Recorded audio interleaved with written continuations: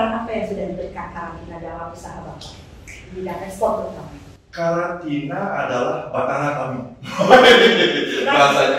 Secara de facto, secara fakta di lapangan, karantina ini memang Beda. luar biasa, beda. Jemput bola bahasanya. Benar-benar hadir. Benar-benar kerja. Benar-benar kerja. Jadi harusnya gaji dinaikin lah.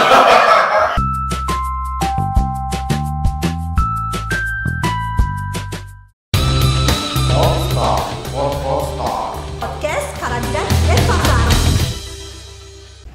Halo Sobat Karantina, berjumpa kembali di acara ini untuk kamu Podstar, Podcast Karantina dan Pasar. Untuk bintang tamunya hari ini saya akan memperkenalkan karena beliau sudah famous banget. Langsung aja ke Pak Agung Weda. Halo. Halo Pak Agung Weda, apa kabar, sehat? Semangat pagi. Semangat pagi. Pak Agung Weda seorang eksportir muda. Eksportir muda. Saya bilang muda pasti karena umurnya di bawah saya. Iya, Iya. dan saya sudah di bawahnya. Oke, selain eksportir muda, Bapak juga ternyata penggiat hidup generasi muda. Iya, kita ada movement sama teman-teman petani, namanya Petani Muda Keren. Muda keren. Selain muda keren, tapi harus tetap berproduktivitas tentunya ya Pak. Betul, produktif, aktif, kan? Inovatif. Oh, inovatif, baik. Bapak selain eksportir, penggiat, ada lagi nggak yang belum saya ingat? Jadi secara holistik, kalau eksportir kan apa namanya daily activity-nya, pengusaha kan daily activity-nya. Cuman banyak activity kita memang di Petani Muda Keren, kita memberdayakan teman-teman petani, bagaimana kita mengusahakan petani itu menjadi subjek, bukan menjadi objek. Karena selama ini kan petani kita di Indonesia, di Bali banyak cuman ya tersendat bahasanya, apa namanya, kehidupannya karena mereka banyak menjadi objek. Menjadi buruh tani, tidak menjadi petani, bukan menjadi petani sesungguhnya, bukan menjadi penjaga tatanan negara Republik Indonesia, bukan petani itu. Oleh sebab itu kita di Petani Muda Keren mengempower teman petani biar naik kelas. Menarik sekali nih Pak, tentang generasi muda untuk turun langsung ke lahan pertanian ya, seperti itu. Kalau saya dapat bocoran, sebenarnya Bapak basicnya nggak ada di pertanian. Kalau basic sih bidang keilmuan saya di IT, informasi teknologi. Cuman passion dan kebahagiaan rasa itu ya senangnya di pertanian. Dan sekarang saya pribadi, kami teman-teman di PMK melaksanakan sesuatu yang baik untuk hidup dan kehidupan. Jadi untuk hidup kita Bijak banget ya Pak ya. bisa sana bisa Iya, intinya bermanfaat seperti itu ya. Untuk hidup kita bisa mencari nafkah, untuk kehidupan kita bisa berkarya untuk kehidupan, menjaga ilmu pertiwi, menjaga angkasa atau apa namanya air kita dengan pertanian. Karena kalau kita berbicara Bali itu kan konsep holistiknya bantu ayah lindungi ibu. Oh gitu. Ayah Bantu ayah. lindungi ibu. Oh lindungi ibu. Balance banget Ayah ya itu Bapak. angkasa, ibu itu pertiwi. Jadi bagaimana kita menjaga ayah kita, menjaga air kita di Bali, dan bagaimana kita memberdayakan ilmu pertiwi kita sehingga bisa digunakan untuk kemakmuran dan kesejahteraan kita di Bali. Tentunya bukan untuk diri kita, tapi untuk anak cucu kita juga tadi secara terus menerus seperti itu. Ini yang melatar belakangi Bapak lebih concern ke generasi mudanya apa Pak? Karena tantangan terbesar pertanian kita ke depan kan generasi muda. Jadi semakin sedikitnya regenerasi petani.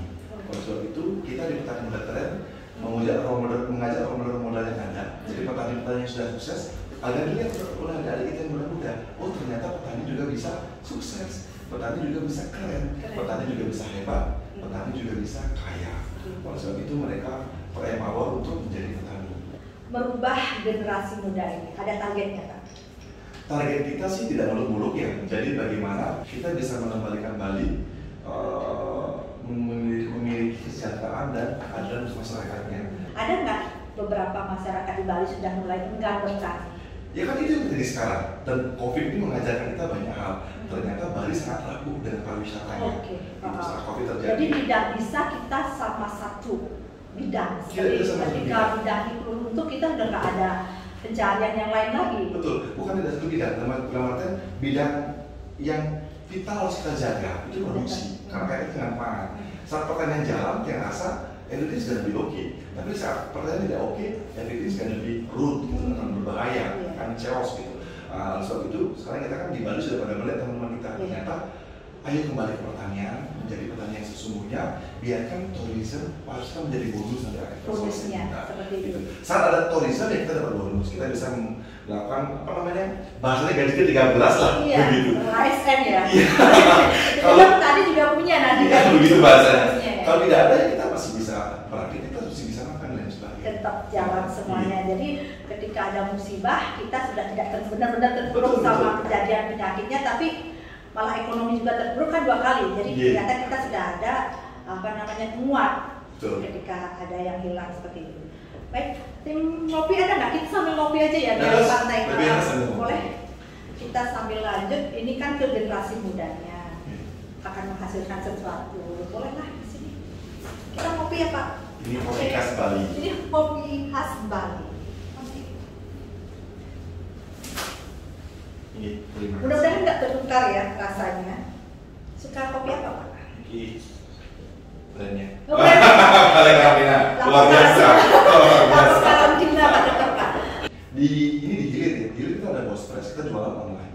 Jadi pada petani kita jual online. Dari petani ke koperasi, koperasi langsung ke distribusi kepada konsumen. Gitu. Untuk yang menjual di koperasi ada di petani ini, ada di bos press. Terus di aktivitas apa namanya, development dulu kita juga bikin aplikasi. Bikin aplikasi namanya Petani Muda Keren. Ini development apps di development dulu untuk kita tahu big data. Jadi tantangan pertanian kita di Indonesia, kita nggak tahu kapan kita punya apa berapa. Kalau kita tanya sekarang, bulan Maret kita punya kentang berapa ton, kita nggak akan tahu. Nggak ada datanya, nggak ada datanya. Tapi dengan kita membuat big data, kita bisa prepare untuk mencari pasar. Lebih dulu di awal. Februari kita punya wortel 10 ton. Sekarang kita sudah cari pasar wortelnya. Jadi itulah kenapa di Indonesia tidak ada pasar untuk petani. Jadi petani itu menjadi pekerjaan yang was-was. Iya, jadi ada berproduksi ada, yang beli ada nggak? nggak beli, kemudian Nggak ada terus laku nggak? Harganya jadi mereka malas berproduksi. itu yang membuat masyarakat kita mudah jadi petani. Itu yang kita kerjakan di Petani Muda Keren. Kita development people, kita buat big datanya, kita cari pasarnya, kita kerja sama-sama. Kita Pak sambil minum Pak, Iya. silakan. Mudah-mudahan nggak. Kita cheers dong. Oke Pak. Kalau tidak sesuai rasa nanti jangan diomongkan. Wah, kopinya manis. Semanis hidup kita semasa pandemi. Ini ada 2 pilihan ternyata Pak. Saya dapat kopi pahit mungkin karena hidup saya pahit. Balik ya? Saya yang pahit tadi pesan. Itu sesuai karma kali ya Pak ya. Bukan. Kenapa Mbak nanya dikasih kopi yang pahit? Kenapa? Karena Mbak sudah manis. Oh begitu, boleh jadi. Atau yang mendampingi saya yang manis ya. Berarti hidup saya pahit, itu kayak dapet yang manis. Baik. Ini. Terima kasih Oki. Untuk sasaran kan berproduksi tetap nih stabil ya. Iya, stabil. Stabil. Nah, kita shifting Mbak. Oh. Kita ganti penanaman. Awalnya contoh brokoli. Petani kami bisa nanam brokoli 10.000 Mbak, 10.000 bibit, satu pepet dalam satu hamparan. Satu lebih kita kurangi jadi 500 saja. Jauh sekali memang. Kita shifting, kita ganti menanam tanaman yang untuk ketahanan pangan. Ada ubi, ketela, jagung, sorghum. Jadi kita lebih ke ketahanan. Alihkan ke sana. Iya, merubah pola tanam kita. Karena ya pasar kita kan dari 20 juta jadi 4 juta, itu pun dengan daya beli yang sangat turun. Kalau sebab itu kita shifting. Dan sampai sekarang masih. Berarti produksi tetap ya Pak ya. Ya, Nah kalau untuk ekspornya Pak. Ekspor ini menarik. Ekspor ini sebenarnya kalau kita kan distribusi. Jadi suplainya ada, demandnya besar Pak. Iya. Negara Eropa, Cina, Timur Tengah butuh banyak sekali makanan, buah-buahan, raw Itu food. kemarin Bapak supply. Ya, tapi karena terkendala distribusi ini, akhirnya kita nggak bisa kirim, masa didistribusi karena negara kita lockdown dan penerbangan pun nggak Kita nggak ada. ada. Karena nggak ada orang berwisata, seperti gitu. Tapi syukur di bulan September, Oktober sudah mulai buka, cuman ya kondisinya Beberapa. bukan penerbangannya. Ah. Ya, satu penerbangan di bulan hari Kamis Emirates ada penerbangan kita kirim. Import aku ada sesuatu. Tolong dong buat si Bapak.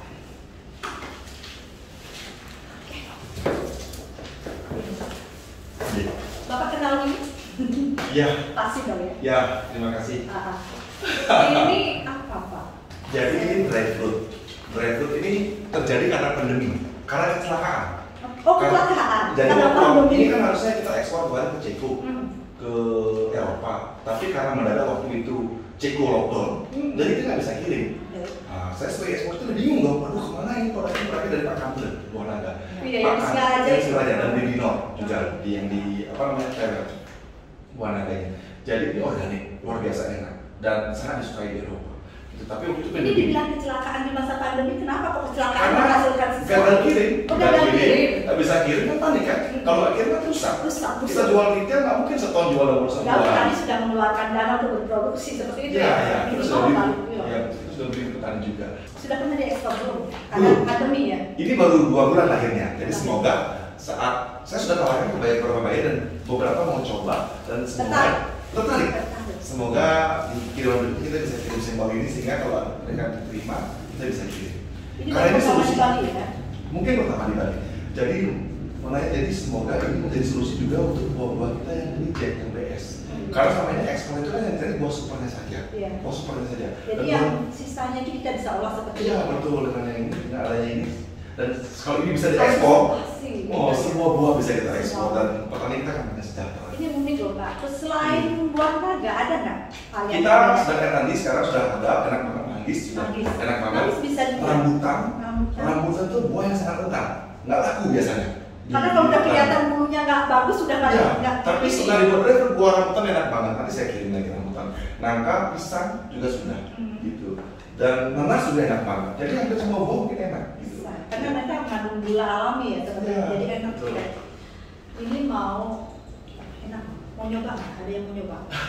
Ini yakin bener asik. Jadi nggak usah susah-susah bawa buah. Ya. Kalau bawa buah aslinya berapa Pak? 10 kilo ya Iya, ternyata 10 ya. kilo. Jadi 1 kilo. Ini masalah musibah di balik pandemi. Musibah membawa berkah. Berkah tetap ya. Kalau kita mau bersyukur tetap. Yes, Iya. betul. Semakin banyak syukur yang sangat kamu pikirkan, semakin banyak keberuntungan yang akan kamu terima. Kan begitu. Nah masalah ekspor lagi, kembali ke ekspor ya Pak ya. Kita kan Bapak sudah nanti ketika pintu ekspor dibuka lagi, Bapak sudah punya produk baru lagi seperti itu yang akan Bapak pasarkan. Seperti Bapak tadi bilang, ketika buahnya yang super itu ekspor, ternyata yang dicek nggak akan kebuang, Ya, bisa diolah seperti betul itu. sekali. Kemarin kalau boleh tahu Pak, untuk produk pertanian yang Bapak sudah ekspor itu kemana aja? Kalau kita ke Cina rutin ya, sejak 2017 akhir. Terus sampai sekarang masih. Terus kemarin Eropa sudah. Terus Timur Tengah mungkin sudah, tapi lewat kita supli buahnya. Terus sebenarnya ke banyak negara kita sudah kirim. Cuman kadang-kadang kita sesama eksportir itu kita saling bantu dan saling support. Java Fest, salah satu teman saya melihat negara saya support, dia butuh buah apa dari petani kita. Jadi fokus kami ekspor itu adalah bukan branding ekspornya kalau kami, tapi ke pemberdayaan petani. Bagaimana produk-produk petani kami ini laku dalam value yang lebih baik, harga yang baik sehingga petani kita sejahtera. Ini di luar pertanyaan yang ini ya Pak. Saya ingin tahu Pak, pesan apa yang Bapak berikan dengan, kalau saya ya memperhatikan Bapak ini ajar Bali banget. Iya. Di setiap pertemuan saya lihat Bapak pakai kain Bali. Pesan apa yang Bapak mau? Enggak sih, kalau saya bangga sebagai orang Bali. Karena dari kecil, makamannya saya dari kecil makaman mulai. Karena bapak saya seniman. Jadi bisa dibilang Aji penari. Oh, Saya dari kecil menari, Bapak juga bisa menari? Iya, dari kecil tadi. Menari, menggambel. Jadi saat saya pulang ke Bali dulu, ya memang aktivitas saya sekarang pakai kamen karena praktis. Praktis yang gimana di belakangnya atau gimana ya? Praktis dan kita fleksibel kemana saja bisa masuk. Bangga sebagai orang Bali, karena budaya Bali itu kalau bukan kita yang terkenalkan pada dunia ya jangan sampai kejadian dari kesadaran kita dulu aja, simple. Nah sekarang lagi mau bertanya, kembali ke ekspor ya. Ya. Peran apa yang sudah diberikan karantina dalam usaha Bapak di bidang ekspor terutama? Karantina adalah batara kami. Bahasanya. Kalau jujur, saya mengatakan proses ekspor kita di Bali ini jujur. Kalau nggak ada karantina mungkin karena kami pelaku awal ya, inisiator mungkin di Bali di awal ya. Jadi saya dan beberapa teman-teman ya, mungkin kalau nggak ada karantina tidak akan sehebat sekarang ekspor di Bali karena dikawal dari awal. Saya ingat sekali dari pertemuan dengan Pak Kepala waktu itu mengawal pertemuan di Padangan. Dari saat dikawal terus, intens, jadi sampai akhirnya bisa launching dan dengan banyak masalahnya. Mendampingi, bukan di bagian ekspor aja, sampai di petani, sampai di development, di penyuluhan. Beberapa kali juga saya mengadakan kegiatan untuk edukasi petani, SLGHP, kami libatkan dan beliau selalu, karantina ya, selalu insight walaupun beliau nggak bisa hadir, pasti ada yang dihadirkan, jadi luar biasa perannya. Dan saya pribadi bangga sebagai warga negara Indonesia. Kementerian Pertanian memiliki Balai Karantina sebagai garda yang mengawal ini, benar-benar bekerja untuk masyarakat. Karena di negara tujuan pasti mempersyaratkan juga. Iya, syaratnya kan memang ada sertifikat origin dan phytosanitary yang dibawa oleh karantina. Cuman itu kan syarat Itu semacam jaminan. Ya, syarat administratif. Cuman itu kan syarat saja. Cuman kan kalau syarat kan semuanya juga dilakukan itu kalau dinas ya. Cuman kalau secara de facto, secara fakta di lapangan karantina ini memang beda. Luar biasa, beda. Jemput bola bahasanya. Benar-benar hadir. Benar-benar kerja. Benar-benar kerja. Jadi harusnya gajinya dinaikin lah. Macam tercatat di garis bawahi gajinya dinaikin. Jangan Pak. Ya, gaji tak berkala ya. Jangan ya. Luar biasa. Itu semacam. Mak, ini saya bukan menjilat. Memang caranya begini. Memang caranya begini. Itu jujur ya Pak ya? Jujur. Saya suka. Jadi kalau untuk peran karantina memang selalu hadir. Selalu ada. Dari dulu sampai hidup. Dari dulu sampai hidup. Bahkan barusan saya datang, saya ditanya tadi sama Pak Kepala, Pak Agung, kegiatan berikutnya kok sekarang? Karena jujur, kalau sekarang itu kan kami sudah bisa mandiri nih. Yeah. Kalau memang kadang-kadang karantina itu kan di awal mereka bekerja mendorong kita, kayak kita nanam tumbuhan ada di biji, nanti sudah berbuah. Nah, karena kita sudah berbuah nih. Maksudnya walaupun sudah berbuah, tetap dong dia ajak dong gitu. Jangan ditinggalkan. Iya, kan dulu kan di awal. Terbang kan gitu kan. Ingatan lagi, oh ya siap gitu. Jadi memang apalagi sekarang kan saya dengar karantina perannya tidak cuma diekspor, tidak cuma di membuat dokumen itu, tapi juga mengempower teman-teman petani di bawah itu membangun desa lewat program desa gratis ini. Ya, jadi dan betul kami sekarang di petani muda memang fokus kami ke desa-desa. Jadi memang kami punya visi, kami punya keyakinan Bali itu maju kalau desanya maju. Kalau desa maju, orang Bali harus berorganisasi lagi ke Badung, ke Pasar, atau ke Siak, juga membangun desa. Jadi kita buat bulan di desa, sehingga semut-semut di desa ini masyarakat ini bisa memberdayakan bulan ini. Kesejahteraan bisa merata ya. Betul. Tidak hanya di pusat kota aja. Dan saya bangga karantina terjun ke sana sekarang. Luar biasa. Ini Pak, satu lagi nih. Saya bacakan ya. Ini. Kiat mengatasi agar peluang ekspor jalan terus di tengah pandemi. Sementara kan kita tahu nih, lockdown, nggak ada pesawat penerbangan seperti itu tadi. Apa kiatnya? Tadi sudah dibilang kan ada penjualan online. Ya betul, retail online betul. Ini tetap optimis, bergerak terus. Jadi ikan salmon itu dikirim dari tempatnya, distribusi kemana-mana, diisi dengan hiu hidup, anak hiu yang hidup, sehingga dia bergerak terus. Karena ada hiu, kalau saya bergerak saya mati. Makanya bergerak atau musnah. Gitu. Jadi di masa pandemi kita harus tetap bergerak, tetap inovatif, tetap kreatif. Seperti sekarang nih Balai Karantina luar biasa membuat podcast, tetap inovatif rasanya, tetap kreatif. Karena dengan itu kita akan bisa hidup. Sepeda itu, kalau kita diam terus, akan bisa jalan. Tapi kalau kita diam berhenti kita akan jatuh. Kalau saya sih, moto saya sih, saya pakai presetan ya. Sepandai-pandainya tupai melompat, tidak ada yang ikut olimpiade. Apa?